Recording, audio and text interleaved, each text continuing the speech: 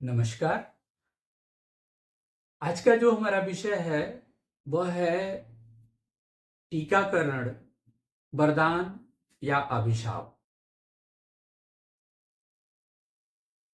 यह वास्तव में जो विषय है वो डिबेट का विषय है और अब समय आ गया है कि क्यों न इस विषय पे जो तमाम सारे वैज्ञानिक शोध हैं वो किए जाएं और आपस में डिस्कस किया जाए कि वास्तव में टीकाकरण वरदान है या अभिशाप। आज का हमारा विषय यही है। अब हम इस विषय को विस्तार देने से पहले हमारा एक निवेदन है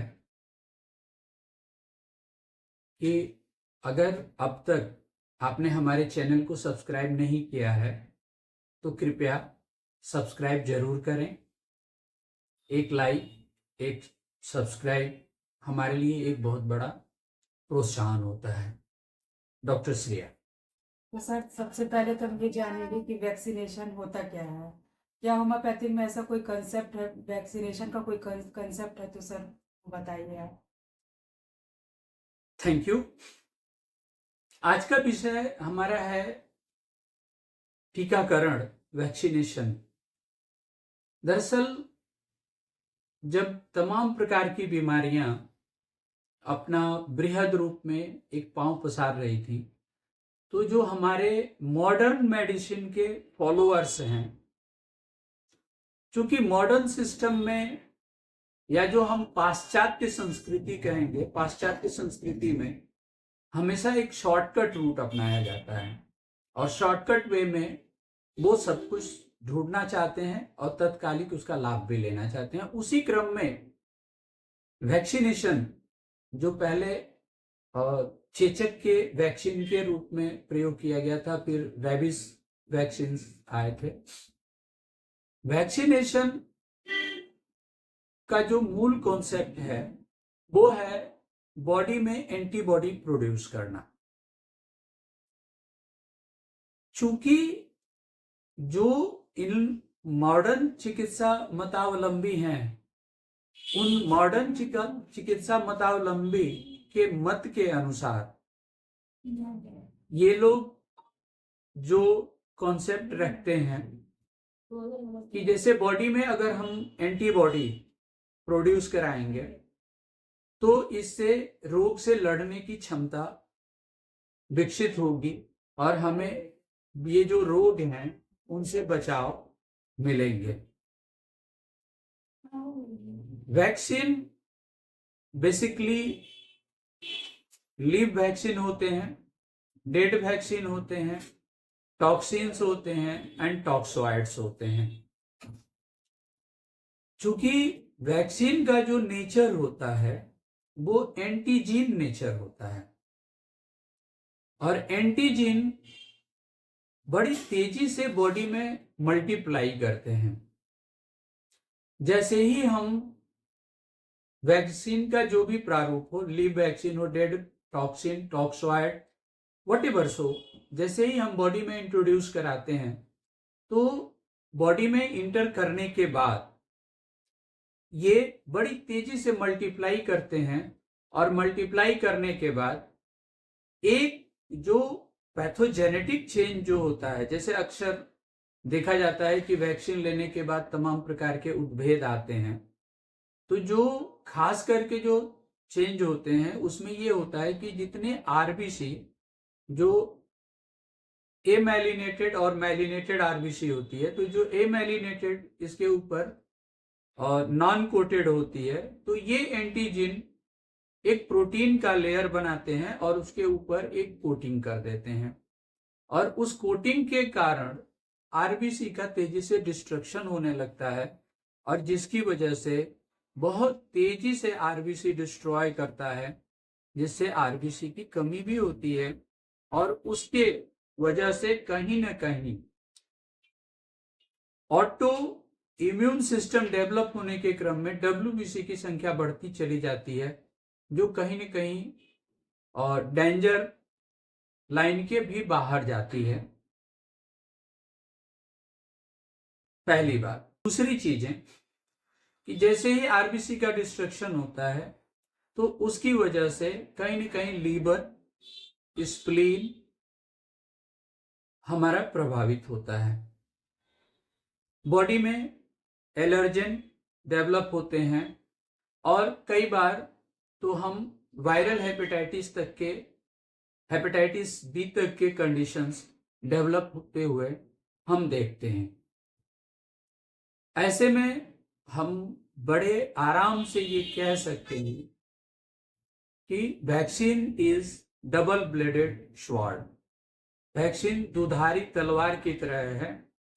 चूंकि हम एक ही पहलू को हमेशा लेके चलते हैं जो हमारा लाभ का पहलू होता है, लेकिन लाभ के साथ हानि जो लाभ की अपेक्षाकृत थोड़ी ज्यादा ही बड़ी होती है। डॉक्टर श्रेया। सर अक्सर ऐसा भी देखा जाता है कि वैक्सीनेशन के बाद बच्चों में बुखार, खांसी, निमोनिया डेवलप हो जाता है, तो ये क्यों होता है सर? आप बताइए। अभी जो मैं पैथोजेनेसिस की प्रक्रिया में बता रहा था और जिसमें बताया कि आरबीसी का डिस्ट्रक्शन और सारी चीजें हो रही हैं, तो दरअसल ये एक बहुत बड़ा कारण है। ये देखने को मिलता है कि कहीं न कहीं एक मेटाबॉलिक हीट आती है और जिसकी वजह से बॉडी को अपने इम्यून सिस्टम को रेगुलेट करने के लिए बॉडी टेम्परेचर इंक्रीज कर जाती है। तो एक कंडीशन ये देखने को मिलती है।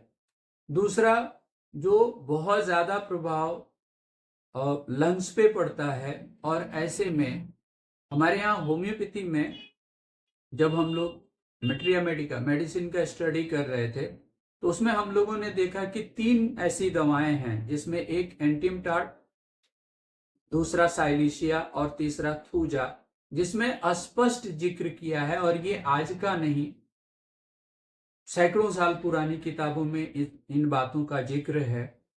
बैड इफेक्ट ऑफ वैक्सीनेशन, यानी वैक्सीनेशन लेने के बाद जो बैड इफेक्ट आते हैं, जिसमें खास करके मेंटल इफेक्ट, जो साइकोटिक टेंडेंसी डेवलप होती है, लंग्स पे जो निमोनिया और आस्थमा डेवलप होती है, रिकरेंस ऑफ फीवर होता है, तीसरा कहीं न कहीं इम्यूनिटी इन्हांस ना हो करके प्रभावित होती है, और बॉडी पे वार्टी ग्रोथ, कंडाइलोमेटा, इवन ओवर ग्रोथ देखने को मिलते हैं। धन्यवाद सर। होम्योपैथी मत के अनुसार वैक्सीनेशन मतलब कराना चाहिए कि नहीं, तो सर आप उसको बताएं। अगर हम किसी भी रास्ते को अपनाते हैं और उसमें उस रास्ते में अगर हमें व्यवधान उत्पन्न होता है या उसकी वजह से तमाम प्रकार की बैड इफेक्ट्स अगर बॉडी में आते हैं, तो हमें लगता है कि यह एक विचारणीय विषय है, इस पे विचार करने की जरूरत है। दूसरी चीज, अगर हम आयुष मतावलंबी हैं, यानी आयुर्वेद मत को मानते हैं, प्राकृतिक चिकित्सा एवं योग के मत को मानते हैं और होम्योपैथिक चिकित्सा के मत को मानते हैं, तो मेरा कहना है कि वैक्सीनेशन का जो मूल उद्देश्य है डिफेंसिव मैकेनिज्म को डेवलप करना, यानी कहीं ना कहीं इम्यूनिटी को बूस्ट करना, इम्यून सिस्टम को डेवलप करना। और इसके लिए हम अपने रहन सहन, दिनचर्या और हमारे तमाम ऐसे खाद्य सामग्रियां हैं जिसमें हल्दी से लेकर एलोवेरा से लेकर के अदरक से लेकर के लहसुन है, ये तमाम ऐसी चीजें हैं जो हम अपने भोजन में इनकी मात्रा को एक संयमित वे में दे करके, इवन अश्वगंधा, शतावरी, समृद्ध, तमाम सारी ऐसे भोजन सामग्रियां हैं। होम्योपैथी में अगर आप आएंगे तो होम्योपैथी हमेशा सिमिलिया सिमिलिबस क्यूरेंटर की बात करती है। हमारे टीचर थे गायनेकोलॉजी एंड ऑब्स्टेट्रिक्स के डॉक्टर आई.एस. झा सर, तो वो कहते थे कि देयर इज नो प्रिवेंटा प्रिवेंटिस क्यूरेंटर, यानी कोई प्रिवेंटा प्रिवेंटिस नहीं होता है। लेकिन होम्योपैथी बेस्ड ऑन द सिमिलिया सिमिलिबस क्यूरेंटर, फिर भी होम्योपैथी में तमाम ऐसी मेडिसिन हैं जिनके द्वारा हम इम्यून सिस्टम को डेवलप कर सकते हैं। और खास करके मैं 2 बायोकेमिक औषधियां जिसमें कैलकेरिया फास और कॉलीफास जो शुरू से बच्चों को देता हूं, और मुझे मेरा जो अनुभव कहता है और जो हमने अपने क्लिनिक में पाया है कि शायद इन दवाओं के प्रयोग के बाद वैक्सीन या इस सदृश अन्य उपचार की आवश्यकता नहीं पड़ती है। ऐसे में यह विषय चिंतन और मनन का है, वैज्ञानिक शोध का है। हमें केवल लाभ की दृष्टि से ही नहीं सोचना चाहिए, उस लाभ के क्रम में होने वाली हानि की दृष्टि को भी दृष्टिगोचर रखना चाहिए। और मुझे उम्मीद है कि यह विषय जरूर सब लोगों को अच्छा लगेगा। धन्यवाद सर, इस पे इतना मतलब वैक्सीनेशन पे इतना महत्वपूर्ण जानकारी देने के लिए। आपका धन्यवाद। Thank you.